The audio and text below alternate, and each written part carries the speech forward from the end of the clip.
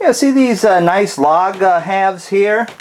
You know what they cost you when you go to the store and you buy them. Probably 20-25 bucks. The problem is, if I don't like to reuse them, and you know, they look nice, but you know, snakes go to the bathroom on them. That's a vector for parasitism and all sorts of other things. All those plants, you know, I try to sterilize everything the best I can, but you know, especially new snakes that come in, hold on, come in from overseas, you know, if I put those nice logs in there and they end up with a bad bug or something, I don't trust being able to get rid of all the parasites. There's one organism that's called Cryptosporidium, and the thing, you can't kill it unless you like fire a nuclear weapon at it. It survives Clorox, it survives all sorts of other stuff, quaternary ammonia, but you're basically like have to leave it out in the sun for UV, quaternary ammonia, and if you're lucky, you might get it all. Well, down at Zoo Atlanta, I saw something that was really interesting, and why don't you join me in my lab at work and let me show you what I have in mind. Here we are in my prototype lab at work. What I want to show you is something that I saw at Zoo Atlanta when I visited there. It's a very cost-effective, inexpensive, easy way of making hides for your snakes in their vivariums. They don't look terribly exciting looking like the little ones made of plastic that are the right color and stuff, but if you really wanted to, you could paint these up or camouflage them with foliage and stuff, but the whole idea is to control the possibility of spreading infection.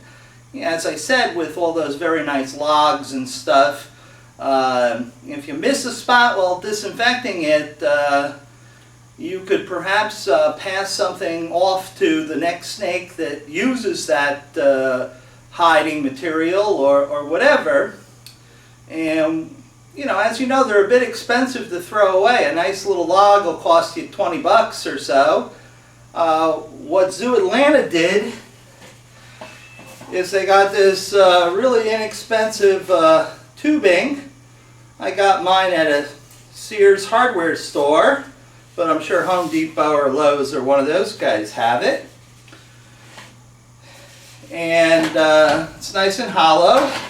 This entire length, 10 feet by, oh, it's probably a good 125 millimeter diameter or so, costs just like $4. So what we're doing here at my machine shop is we're going to use my bandsaw to trim the end off and make them to a manageable size as we destroy the entire place. Okay.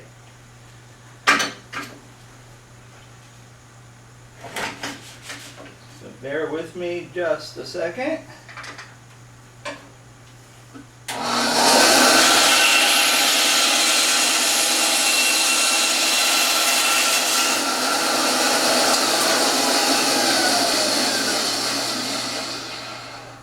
Okay, it was as simple as that.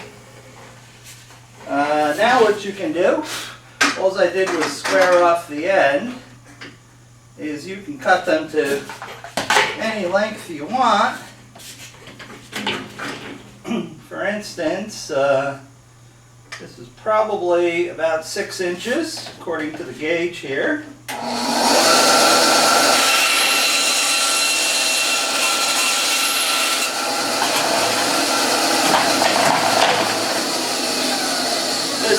stuff cuts like butter.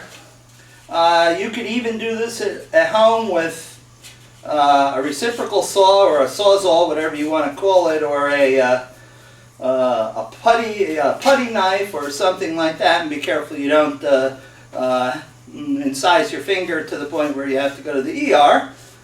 But let's see, if that's 10 feet long, which means that there's 26-foot lengths, and if we do this,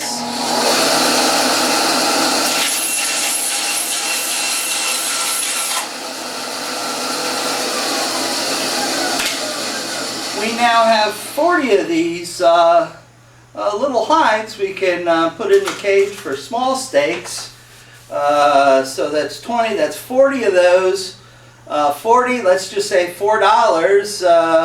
What is that? 10 cents a piece? You can't go wrong. And if you wanted to disinfect it, you could throw it in Clorox. You can disinfect it with any of the quaternary ammonias. Probably it wouldn't affect this. But the point is, for 10 cents a piece or whatever it's going to cost, I can just throw them in the garbage and not worry about them. And that way, you know, the animal's certainly much more worth than a little piece of plastic. So I'm just going to throw them out. This way I don't even have to fuss with them. And I'm done with it. Now also, what I have is we have this U-shaped gutter-like plastic. It's brown, it's white and corrugated on the inside. And again, this whole piece costs less than $4. And if you don't want to make the little black Quonset huts, you can easily make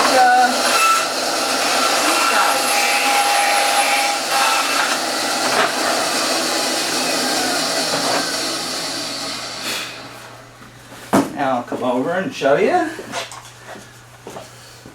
And again, that's, you know, 10-foot lengths. And, you know, you can dust this off and get a little knife and trim this. If you're worried about sharp edges, you could get a little piece of tubing, slice the tubing down the middle and put it over the edge just to make a soft edge, you know, like some silicone tubing. I could show you that if I really wanted to take the time, but I think you get the picture. So, you know, that can go in there. Mr. Snake or Miss Snake can hide in it, or it can hide in a little Quonset hut here and totally disappear. Or, if you want to give them some enhancement and some fun, you just don't even saw it in half and just leave it as a tube, and they can sink it in the substrate and let them sit in the tube, and that way they'll be fat and happy, and make it a little bit longer. They'd be cool, and you know, you just sink this and bury it in the substrate, and then they've got a little tunnel they can hang out in, and they'll be happy campers. So that's what I've been thinking of, and that's as simple and as inexpensive as you can get. So back to the my serpentarium, back to the lair. Okay, here we're going to feed this nice big West African gaboon that was originally a rescue. Holy cow, that was fast. Hopefully I didn't flinch too much.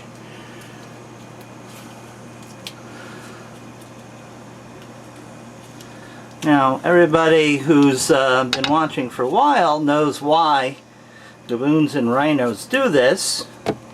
It's quite simple, elementary. They get the animal up off the ground like that to make sure that their feet can't touch the ground, and it's a lot harder for them to get free when they don't have any purchase, any traction for their legs. So they just hold them up in the air until the struggling stops, which happens fairly quickly considering the size of the fangs. That's in the chest. I mean, that would probably kill the rat all by itself. But can you imagine pumping a few hundred milligrams of very potent gaboon viper venom into a rat that size? It wouldn't take very long to kill. So, case closed for another gaboon viper feeding.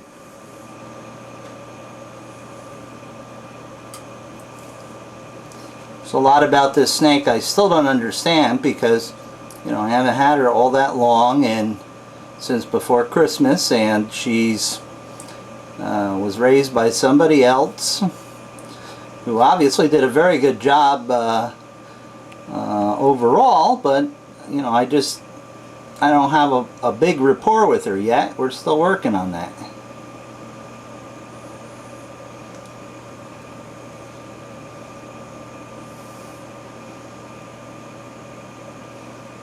Okay.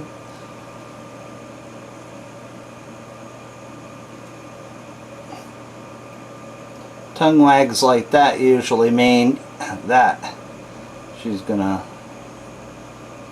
perhaps do that. Come on, come on. Bring them out the rest of the way. Ah, that's very nice. Why, thank you. Does that feel better now, huh? Oh, it does, huh? How nice. Those are good 3/4 inchers. Wouldn't want those suckers in my hand. Why, thank you, young lady. That was very kind of you. Hey, Viperkeeper here. We're doing a bit of a remote down here at Dennis Parmley's lab. He's curator of herpetology in the Department of Paleoherpetology here at the University of it's the University of Georgia? It's Georgia College and State University. Ah, and there's Dennis, Georgia College and State University. Right. We'll be looking over what he does here and a whole bunch of his collection. And many people have been asking where some of my animals that don't make it go. Well, this is the gentleman inherits a lot of those, and they're put to scientific use. So we'll show you some of the animals.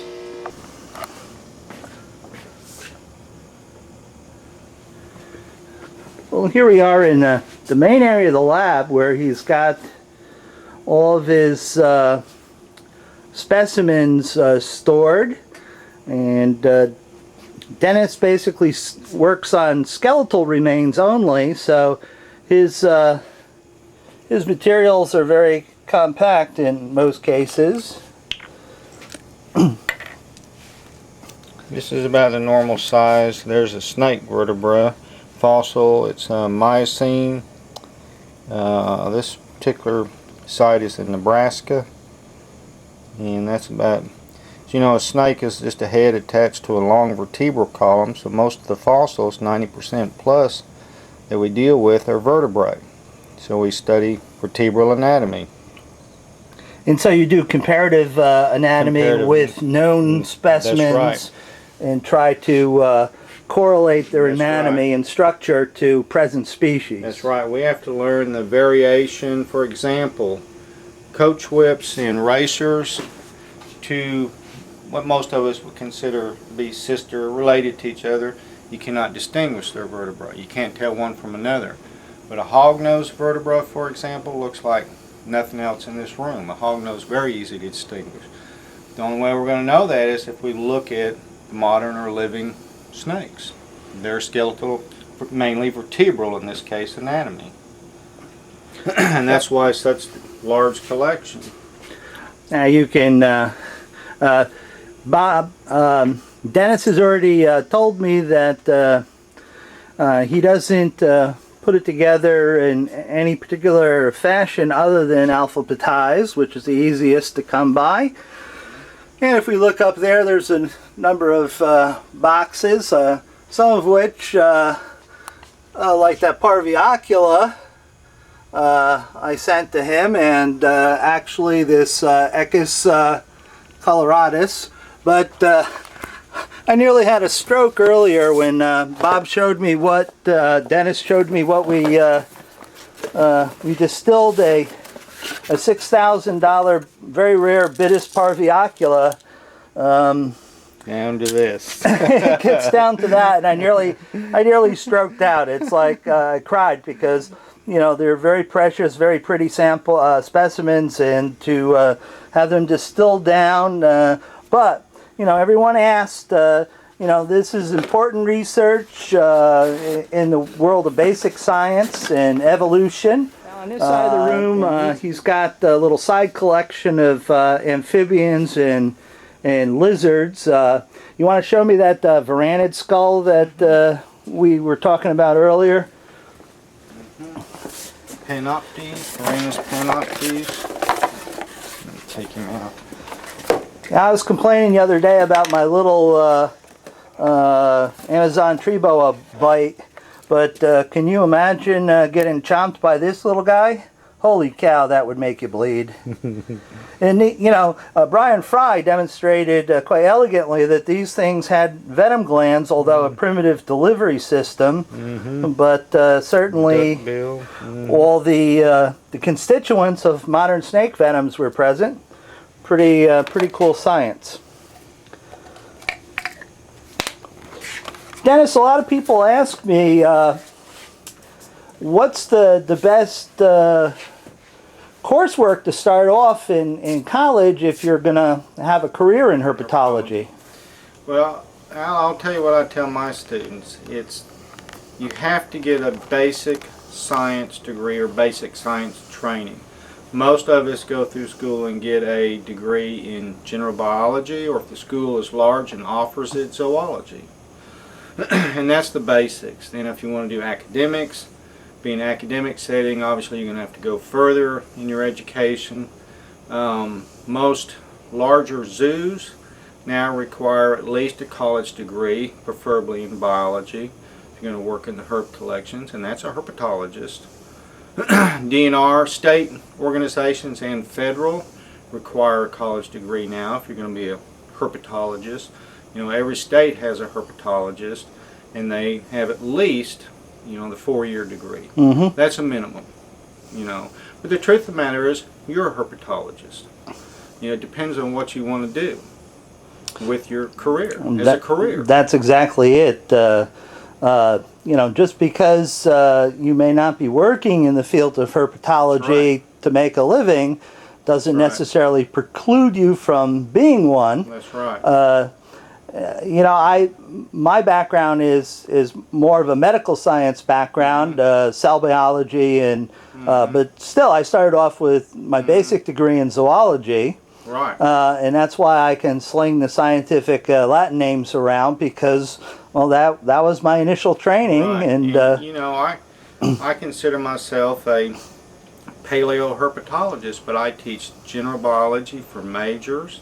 I used to teach ichthyology, I teach vertebrate zoology, vertebrate field techniques, and I even teach general biology for non-majors, you know. So, well-rounded science background.